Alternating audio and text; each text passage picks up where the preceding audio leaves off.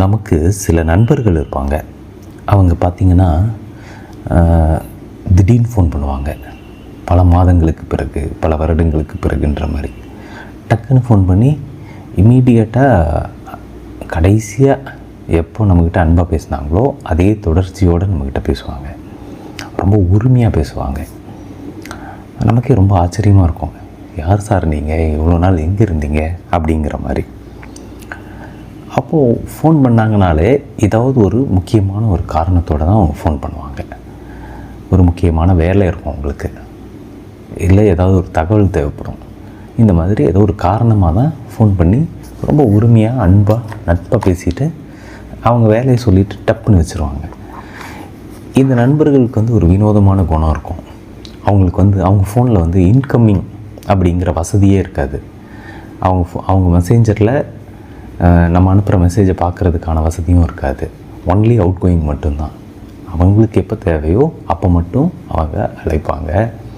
இந்த மாதிரியான நண்பர்கள் போல் இருக்கிற நண்பர்கள் பற்றி தான் இன்றைக்கி நாம் பேச போகிறோம். நான் உங்கள் மெட்ராஸ் மாங்க் அதிஷா. இது நீயே ஒளி பாட்காஸ்ட். தினமும் காலையில் 8 மணிக்கு பல விஷயங்களை உங்களோட நான் பேசிக்கிட்டு இருக்கேன். பல ஆச்சரியமான தகவல்களை உங்களோட பகிர்ந்துக்கிட்டு இருக்கேன். பல நண்பர்களோட உரையாடிக்கிட்டு இருக்கேன். இன்றைக்கி நாம் பேச போகிற அந்த டாபிக் என்னென்னா, உண்மையான நண்பர், போலியான நண்பர் அப்படிங்கிற அந்த விஷயத்தை பற்றி தான். ஸோ என்னென்னா, நான் முதலே சொன்ன மாதிரி இந்த இன்கமிங் ஒர்க் ஆகாத நண்பர்கள் இருக்காங்க இல்லையா, இவங்க நமக்கு நிறைய பேர் இருப்பாங்க. எக்கச்சக்கமான நண்பர்கள் நம்மளை சுற்றி இருந்துக்கிட்டே இருப்பாங்க. இவங்க எல்லாருமே எப்போவுமே நம்மக்கிட்ட பேசிக்கிட்டே இருக்கக்கூடியவங்களாக தான் இருப்பாங்க. அப்படியெல்லாம் நம்மளை கைவிட்டுற மாட்டாங்க. எப்போ பேசுகிறாங்க அப்படிங்கிறத தான் நம்ம நோட் பண்ண வேண்டியிருக்கும். அவங்களுக்கு ஏதோ ஒரு வேலை ஆக வேண்டியிருக்கும், அவங்களுக்கு ஏதோ ஒரு விஷயம் நடக்க வேண்டியிருக்கும், அவங்களுக்கு ஏதோ ஒரு தகவல் தெரிய வேண்டியிருக்கும். அப்போ பார்த்து கரெக்டாக கூப்பிட்டு எனக்கு இந்த விஷயம் செய்யணும், இதை உடனே கொஞ்சம் செஞ்சு கொடுத்துரு ப்ளீஸ் அப்படின்னு ரொம்ப பணிவாக அன்பாக அப்படிலாம் பேசுவாங்க. நம்ம ஏற்கனவே ஒரு வாட்டி அன்பு எப்படி ஆபத்தானதாக நமக்கு இருக்குது, அப்யூஸாக மாறுது அப்படிங்கிறத பற்றி ஒரு பாட்காஸ்ட்டில் பேசியிருந்தோம். இந்த நட்பை வச்சு எக்ஸ்ப்ளாய்ட் பண்ணுறதை பற்றியும் நம்ம பேசி தான் ஆகணும். ஏன்னா இன்றைக்கி இருக்கக்கூடிய இந்த சூழலில் இந்த மாதிரியான நண்பர்கள் ரொம்ப அதிகமாகிட்டாங்க. அதுவும் குறிப்பாக ஃபேஸ்புக்கு, ட்விட்டர்லாம் வந்துருச்சு. நமக்கு பார்த்திங்கன்னா ஆயிரக்கணக்கான ஃப்ரெண்ட்ஸ் இருக்காங்க. ஃப்ரெண்ட்ஸ் எனப்படும் ஃப்ரெண்ட்ஸ். இந்த ஃப்ரெண்ட்ஸ் எண்ணிக்கை அதிகமாக ஒரு ரியல் கனெக்ஷன் அப்படிங்கிறதே இல்லாமல் போய் ஏதாவது ஒரு காரியத்துக்காக மட்டுமே பழகக்கூடிய நண்பர்கள் எண்ணிக்கை ரொம்ப அதிகமாக மாறிடுச்சு. அதனால தான் நாம் முன்னாடி காலம் மாதிரி இல்லை, நம்ம இளமை காலத்தில் உருவாகின நட்புகள் போல் இல்லாமல் இன்றைக்கி ஒரு மாதிரியான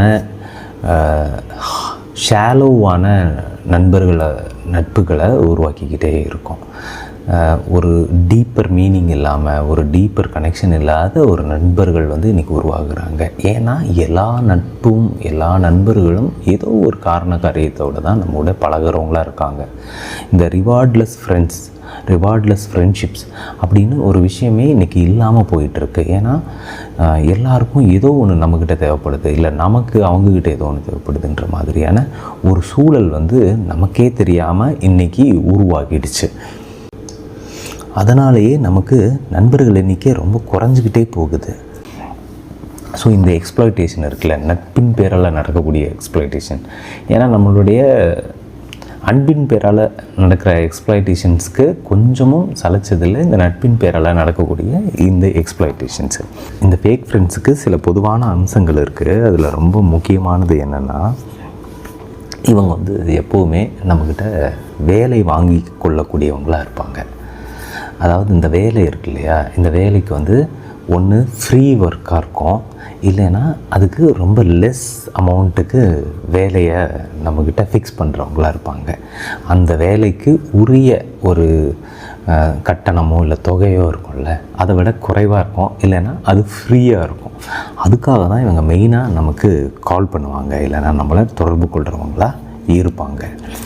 நம்ம வாழ்க்கையில் இந்த மாதிரி ஃப்ரீ வேலை பார்க்குறது இருக்குல்ல, அதை கணக்கு போட்டு பார்த்திங்கன்னா எக்கச்சக்கமாக இருக்கும். ஆனால் அந்த ஃப்ரீ வேலைக்கு வந்து ஒரு அர்த்தம் இருக்கணும்ல. நம்ம எத்தனையோ ஃப்ரீயாக வேலைகள் செஞ்சு கொடுக்குறோம். ஆனால் அந்த ஃப்ரீ வேலைக்கு ஒரு அர்த்தம் இருக்கணும்ல. அந்த அர்த்தம் வந்து இந்த நண்பர்கள்கிட்ட இருக்காது. அவங்களுக்கு வந்து இவன் வந்து ஒரு இளிச்சவாயன், இவங்ககிட்ட நீங்கள் பேசுனீங்கன்னா ஃப்ரீயாக இந்த வேலையை செஞ்சு கொடுத்துருவான் அப்படிங்கிற அந்த ஒரு ஐடியா தான் இருக்குமோ ஒழிய வேறு ஒரு மீனிங்கும் இருக்காது. ஏன் மீனிங் இருக்காது அப்படின்னு நான் சொல்கிறேன்னா, நீங்கள் செஞ்சு கொடுக்குற வேலைக்கு ஒரு குறைந்தபட்ச நன்றி உணர்வாவது அவங்கக்கிட்ட இருக்குமா அப்படின்னு கேட்டிங்கன்னா இருக்காது. ஏன்னா வேலை வாங்குகிற வரைக்கும் மட்டும்தான் அந்த அன்பு வந்து ரொம்ப தீவிரமாக வெளிப்படுத்தப்படும். வேலை முடிஞ்சோன்னே அவங்க மறுபடியும் ஹைபர்னேஷனுக்கு போயிடுவாங்க. அதுக்கப்புறம் அவங்கள நீங்கள் தேடியே கண்டுபிடிக்க முடியாது. நீங்களே ரீச் பண்ணாலும் அவங்க உங்களுக்கு பதில் சொல்ல மாட்டாங்க, அவங்க உங்கள்கிட்ட பேச மாட்டாங்க, அவங்க உங்களோட கனெக்ஷனே இருக்காது. அது எப்படின்னே உங்களுக்கு புரியாது. மறுபடியும் அவங்க திரும்பி வருவாங்க. வேலை இருக்கும்போது கொஞ்சம் கூட ஒரு வெக்கமே இல்லாமல் வந்து நம்மக்கிட்ட பேசுவாங்க. நம்மக்கிட்ட வந்து ரொம்ப அப்படியே ரொம்ப நெருக்கமாக வந்து நம்மக்கிட்ட பழகுவாங்க. நமக்கே ஆச்சரியமாக இருக்கும். யார் சார் நீங்கள்? என்ன சார் இவ்வளோ நாள் எங்கே இருந்தீங்க? நான் அவ்வளோ மெசேஜ் அனுப்பிச்சேன், அவ்வளோ ஃபோன் பண்ணேன், அப்போல்லாம் ஒன்றுமே ரிப்ளை பண்ணவே இல்லையே. அப்போ அவங்க சொல்லுவாங்க, ஐயோ இப்போ வந்து எனக்கு ரொம்ப முக்கியமான நிறைய வேலையில் மாட்டிகிட்டு இருந்தேன், அதனால தான் உனக்கு நான் ரிப்ளை பண்ணல, அதனால தான் உனக்கு நான் ஃபோன் பண்ணல, நீ ஃபோன் பண்ண கூட நான் பார்க்கவே இல்லை அப்படின்னலாம் பயங்கரமாக சீன் போடுவாங்க. நீங்கள் யோசிச்சு பார்த்தீங்கன்னா என்னமோ அவங்க மட்டும்தான் உலகத்தில் நிறைய வேலை பார்த்துக்கிட்டு இருக்க மாதிரியும், நம்ம வந்து பொழுதன்னைக்கும் வீட்டில் உட்காந்துட்டு சீரியல் பார்த்துட்டு இருக்க மாதிரியும் தான் நம்மளை ட்ரீட் பண்ணுவாங்க. இது வந்து ஒரு பயங்கரமான ஒரு டாக்ஸிக் அடையாளம். இதை நீங்கள் நல்லா நோட் பண்ணி பார்த்தீங்கன்னா உங்களுக்கு தெரியும். இவங்க வந்து தொடர்ச்சியாக இதை செஞ்சுக்கிட்டே இருப்பாங்க. என்னென்னா அவங்க தன்னை வந்து பிஸியான ஆளாகவும், தன்னை வந்து எப்போவுமே ரொம்ப அழுத்தத்திலேயே வச்சுருக்கிற ஒரு ஆளாகவும் வெளிப்படுத்திக்கிட்டு நம்மளை வந்து இந்த மாதிரி ட்ரீட் பண்ணுவாங்க. நம்ம வந்து எங்கிட்ட வந்து இந்த மாதிரி ஒருத்தர் வந்து பண்ணிக்கிட்டே இருப்பார். நான் வந்து மெசேஜ் அனுப்பிச்சா பார்க்க மாட்டார், ஃபோன் பண்ணால் எடுக்க மாட்டார். ஆனால் வேலைனா மட்டும் நமக்கு வந்து உடனே ஃபோன் பண்ணி உடனே நடக்கணும். ஐயோ எனக்கு ஒரே நாளில் இது இதை முடிச்சு கொடுக்கணும் ப்ளீஸ், 2 நாளில் இதை முடிச்சு கொடுக்கணும், நீ மட்டும்தான் இதை பண்ண முடியும் அப்படிங்கிற அந்த ஒரு ஃபீலோடு நம்மக்கிட்ட பேசுவாங்க. அப்போ நான் வந்து அவர்கிட்ட கேட்டேன், என்னங்க இது எப்போ ஃபோன் பண்ணாலும் எடுக்க மாட்டேங்கிறீங்க, மெசேஜ் பண்ணால் ரிப்ளை பண்ண மாட்டேங்கிறீங்க அப்படின்னா, இல்லைப்பா நான் வந்து ரொம்ப பிஸியாக இருக்கேன், என்னால் ஃபோனே எடுத்து பார்க்க முடியறதில்ல, நான் யார் காலையுமே அட்டன் பண்ணுறதில்ல அப்படின்னு ரொம்ப அப்படியே பணிவாக நம்மக்கிட்ட சொல்லுவாங்க. அப்போது எனக்கு அப்போ தோணும், அவங்களோட பாஸோ இல்லை அவங்களோட ஒய்ஃபோ இல்லை அவங்க குழந்தைங்களோ இல்லை அவங்க சொந்தக்காரங்களோ யாராவது ஃபோன் பண்ணால் எடுத்து தானே ஆவாங்க. ஒரு நாளைக்கு என்ன அவங்க என்ன 24/7 இந்த ஃபோனை பார்க்காமையோ இல்லை அவங்க தன்னை சுற்றி நடக்கிறது தெரியாத மாதிரியே வேலை பார்த்துக்கிட்டு இருக்காங்க. அட்லீஸ்ட் சாப்பிடும்போதாவது ஃபோன் ஒன்றது தானே நம்ம எல்லாருமே. அப்போது தே சூஸ் எப்போ நமக்கு வந்து ரிப்ளை பண்ணணும், எப்போ நம்மக்கிட்ட பேசணும் அப்படிங்கிறத அவங்க தேர்ந்தெடுக்கக்கூடியவங்களாக இன்றைக்கி இருக்காங்க. அப்போது இதை நம்ம புரிஞ்சுக்க ஆரம்பிக்கணும். ஏன்னா திஸ் இஸ் ஹவு நம்ம வந்து எக்ஸ்ப்ளாய்ட் ஆரம்பிக்கிறது. எக்ஸ்ப்ளாய்டேஷன் வந்து நம்ம கண்ணுக்கே தெரியாமல் நம்ம மேலே திணிக்கப்படுது. இதுதான் இந்த நண்பர்கள் போல் இருக்கக்கூடிய நண்பர்களோட ஒரு அடையாளம். அடுத்தது இன்னொரு அடையாளம் இருக்குது. இவங்க வந்து கடன் வாங்கிப்பாங்க. உங்கள்கிட்ட வந்து ரொம்ப உரிமையாக வந்து உடனடியாக எனக்கு வந்து இந்த பணம் வேணும் அப்படின்னு சொல்லி ஆரம்பிப்பாங்க. அப்போது நம்ம வந்து சரி ஏதோ அன்பாக கேட்குறாருன்னு கொடுத்துருவோம். கொடுத்துட்டு அதுக்கப்புறம் அந்த கடனை பற்றி அவங்களே மறந்துடுவாங்க. வருஷக்கணக்காகிடும். நமக்கு வந்து யோசிச்சுட்டே இருப்போம், என்ன ஒரு கடன் வாங்கினானே என்ன திரும்பி தரமாட்டேங்கிறான் அப்படின்னா, அடுத்த வாட்டி பார்க்கும்போது ரொம்ப கஷ்டம், உனக்கு தெரியும்ல என்னோடய கஷ்டம்லாம் உனக்கு புரியும் இல்லைன்னு ரொம்ப கேஷுவலாக அதை கடந்து போகிறவங்களாக இருப்பாங்க. நம்மளை வந்து இந்த மாதிரி மணி அப்படிங்கிற விஷயத்தை வச்சு எக்ஸ்ப்ளாய்ட் பண்ணக்கூடியவங்களாக இருப்பாங்க. இப்போ இந்த 2 விதமான எக்ஸ்ப்ளாய்டேஷனில் முக்கியமானது ஒன்று வந்து வேலை சம்மந்தமாக இருக்கும். உங்ககிட்டேருந்து இலவசமாக ஒரு வேலையை வாங்கிக்கிறது, இல்லைன்னா உங்கள்கிட்டேருந்து குறைந்த செலவில் நார்மலாக அந்த வேலைக்கு 100 ரூபா அப்படின்னு ஃபிக்ஸ் பண்ணியிருந்தாங்கன்னா 50 ரூபாய்க்கு உங்கள்கிட்ட வேலை வாங்குவாங்க, 25 ரூபாய்க்கு வேலை வாங்கிப்பாங்க. இன்னொன்று கடன் வாங்கிட்டு உங்கள்கிட்ட திருப்பி தராமல் அப்படியே ஏமாற்றிட்டே சுற்றுறது. இந்த மாதிரியான நண்பர்கள் வந்து இன்றைக்கி ரொம்ப ஜாஸ்தியாக இருக்காங்க. நம்ம வந்து கொஞ்சம் விழிப்புணர்வோடு இல்லைன்னு வச்சுக்கோங்களேன், உங்களுக்கே தெரியாமல் உங்கள் நேரத்தை உங்களுடைய பணத்தை சுரண்டி எடுத்துக்கிட்டு போய்கிட்டே இருப்பாங்க. அவங்க அதுக்கு ஒரு அர்த்தம் இருக்காது. எனக்கு என்னென்னா சரி, நண்பர்களுக்கு நம்ம நேரம் செலவழிக்கிறதோ இல்லை வேலை செய்து கொடுக்குறதோ இது எல்லாமே பல ஆண்டுகளாக நம்ம செய்யக்கூடியதான். அதில் வந்து நம்ம ரிவார்டெல்லாம் பார்க்க போகிறது கிடையாது. இதனால் நமக்கு என்ன பலன் கிடைக்கும் அப்படின்னலாம் ரொம்ப சுயநலமாக நம்ம நினைக்கிறது இல்லை தான். நண்பர்களுக்காக நம்ம எப்போவுமே நேரம் செலவழிக்கணும். அவங்களுக்கு ஏதாவது ஒரு உதவினா நம்ம செய்யணும், அவங்களுக்கு ஒரு வேலைனா நம்ம செஞ்சு கொடுக்கணும். ஏன்னா நமக்கு அவங்க நிற்பாங்க அப்படிங்கிற அந்த ஒரு நம்பிக்கை தான். ஆனால் என்னென்னா இந்த உணர்வு இருக்குல்ல, இந்த ஒரு நட்பு உணர்வை இன்றைக்கி வந்து ரொம்ப ஈஸியாக எக்ஸ்ப்ளாய்ட் பண்ணக்கூடிய ஒரு காலத்துக்குள்ளே நம்ம வந்துட்டோம் அப்படிங்கிறது தான் நம்ம இதில் கவனிக்கணும். அடுத்தது, இந்த ஆளுங்க வந்து எப்பெல்லாம் நம்மளை நெருங்கி வராங்களோ, நீங்கள் கவனிச்சிங்கன்னா இதை வந்து நீங்கள் நோட் பண்ணி பாருங்கள். இவங்க எப்போல்லாம் நம்மக்கிட்ட வந்து பேசுகிறாங்க அப்படின்னு பார்த்தீங்கன்னா, அப்போல்லாம் அவங்களுக்கு ஏதோ ஒரு காரியம் ஆக வேண்டியதை ஒன்றா தான் இருக்கும். இவங்க வந்து இவங்க எல்லாருக்கிட்டையும் ஒரு விஷயத்தை கவனிச்சிருக்கேன். என்ன பண்ணுவாங்கன்னா, இந்த நண்பர்கள் போல் இருக்கிற நண்பர்கள் வந்து ஃபோன் பண்ணாங்கன்னா என்ன பண்ணுவாங்க அப்படின்னா, எடுத்தோன்னே நம்மக்கிட்ட நலம் விசாரிக்க மாட்டாங்க. என்னப்பா எப்படி இருக்க, வேலைலாம் எப்படி போகுது, இந்த மாதிரியான எந்த நம்முடைய பர்சனல் நிலவரத்தை வந்து அவங்க கேட்கவே மாட்டாங்க. ஏன் அப்படின்னா, அதை கேட்டால் நம்ம வந்து ஏதோ ஒரு விஷயம் சொல்லிவிடுவோம். நான் வந்து இப்படி இருக்கேன், எனக்கு உடம்பு சரியில்லை, நான் வந்து அந்த விஷயத்தோட பிஸியாக இருக்கேன், இதாக இருக்கேன் அப்படின்லாம் நம்ம ஏதாவது ஒன்று சொல்லிட்டோன்னா அவங்க அடுத்தது நம்மக்கிட்ட வேலை வாங்குறதோ இல்லை ஏதோ ஒரு விஷயம் நம்மக்கிட்ட இருந்து பெறுறதோ முடியாமல் போகுன்றதுனால எடுத்தெடுப்புக்கு நேராக ஆரம்பிப்பாங்க. எனக்கு ஒரு வேலை ஆகணும், ஒரு விஷயம் பண்ணித்தர முடியுமா, ஒரு ஹெல்ப் வேணும் அப்படின்னு நேரடியாக விஷயத்துக்கு வந்துடுவாங்க. நல்லா கவனிச்சிங்கன்னா, ஒரு நல்ல நண்பர்கள் எப்போதுமே முதல்ல நம்மளுடைய வெல்பீயிங்கில் தான் கவனம் செலுத்துவாங்க. இவன் எப்படி இருக்கான், என்ன பண்ணுறான், நல்லா இருக்கியா, இந்த விஷயத்தை கேட்குறவங்க இருக்காங்க இல்லையா. எனக்கு வந்து இந்த வண்ணதாசனோட ஒரு கவிதை வந்து ரொம்ப பிடிக்கும். அந்த கவிதை தலைப்பே வந்து சும்மா தான். எதையும் சொல்லவில்லை, எதையும் கேட்கவில்லை, சும்மாதான் வந்தேன் என்று விட்டு போனான். காற்று போல, வெயிலை போல சும்மாதான் வருகிறவர்கள் முக்கியம் எனக்கு அப்படின்ற அந்த கவிதை வந்து எனக்கு ரொம்ப பிடிக்கும். சும்மா விசாரிக்கிறவங்க இருக்காங்கல்ல, அவங்க வந்து ரொம்ப முக்கியமானவங்களாக இருப்பாங்க நம்ம லைஃப்பில். உண்மையில் அவங்க தான் நம்ம வெல்பீயிங்கில், நம்மளுடைய ஹெல்த்தில், நம்மளுடைய லைஃப் மேலே ஓரளவுக்கு அது கொஞ்சம் அக்கறை உள்ளவங்களாக இருப்பாங்க. ஆனால் நம்ம ஃபேக் ஃப்ரெண்ட்ஸ் அப்படி கிடையாது. இவங்க வந்து நிச்சயமாக சும்மா வந்து பேசவே மாட்டாங்க, சும்மா வந்து நம்மக்கிட்ட எதையுமே பகிர்ந்துக்கவே மாட்டாங்க. எப்போவுமே காரண காரியத்தில் ரொம்ப கண்ணும் கருத்துமாக இருப்பாங்கன்னு வச்சுக்கோங்களேன். அவங்க தான் இவங்க. அப்போது இந்த ஃபோன் காலில் நம்ம கண்டுபிடிச்சிட முடியும் அவங்க ஃபஸ்ட் எடுத்தோன்னே என்ன பேசுகிறாங்க அப்படிங்கிறத வச்சு. ஃபஸ்ட் எடுத்தோன்னே டு த பாயிண்ட் பேசுவாங்க. எடுத்தோன்னே எப்படி இருக்க, நீ அந்த பிரச்சனையில் இருந்தியே, அது சரியாச்சா, இதெல்லாம் எதுவுமே இல்லாமல் டு த பாயிண்ட். அவங்களுக்கு என்ன தேவையோ அதில் தான் அவங்க கவனம் இருக்கும். ஸ்பேஸை வந்து உருவாக்கி கொடுக்குறவங்களாக இருக்கும். அவங்க வந்து நம்மளை எவ்வளோக்கு அவ்வளோ எக்ஸ்ப்ளாய்ட் பண்ணுறதுக்கான வாய்ப்பை வந்து நம்ம தான் வழங்குகிறோம் அவங்களுக்கு. அவங்க வந்து சொல்லும் போதெல்லாம் நம்ம நோ சொல்கிறது கிடையாது. என்னால் இது செய்ய முடியாதுப்பா, நான் இதை செய்ய போகிறது இல்லை அப்படின்னு என்றைக்குமே நம்ம சொல்கிறது கிடையாது. நம்ம வந்து என்ன நினைப்போம்னா, என்ன இருந்தாலும் நம்ம நண்பராச்சே, பாசமாக அன்பாக பேசுகிறாரு, அவருக்காக நம்ம இதை செஞ்சு கொடுப்போம் அப்படின்னு நினச்சி நம்ம செஞ்சு கொடுக்குறவங்களா இருந்துகிட்டே இருப்போம். அவங்க வந்து எது கேட்டாலும் நம்ம தரக்கூடியவங்களாக இருந்துக்கிட்டே இருப்போம். இதுதான் இவங்களை எனபிள் பண்ணுறது.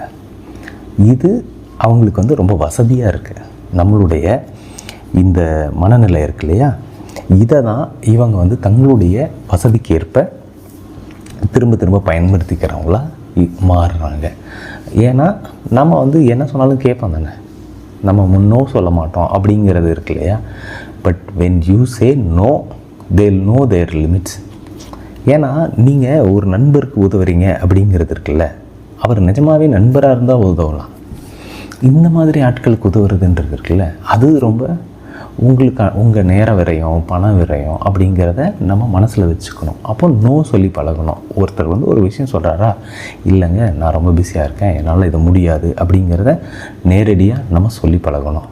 இல்லைன்னா என்னோட ப்ரைஸ் இது தான், இந்த வேலைக்கு இல்லை இந்த விஷயத்துக்கு நான் பொதுவாக இவ்வளோ பணம் வாங்குகிறேன், இவ்வளோ விஷயம் நான் செய்கிறேன், இதுதான் என்னுடைய ப்ரைஸ் அப்படிங்கிறத ப்ராப்பராக ஆஸ் அ பிஸ்னஸாக அதை நம்ம டீல் பண்ணோம். ஏன் அப்படின்னா இவங்க வந்து ஆஸ் அ பிஸ்னஸாக தான் உங்ககிட்ட பேசுகிறாங்க, ஒரு வேலையாக தான் உங்ககிட்ட இது பண்ணுறாங்க.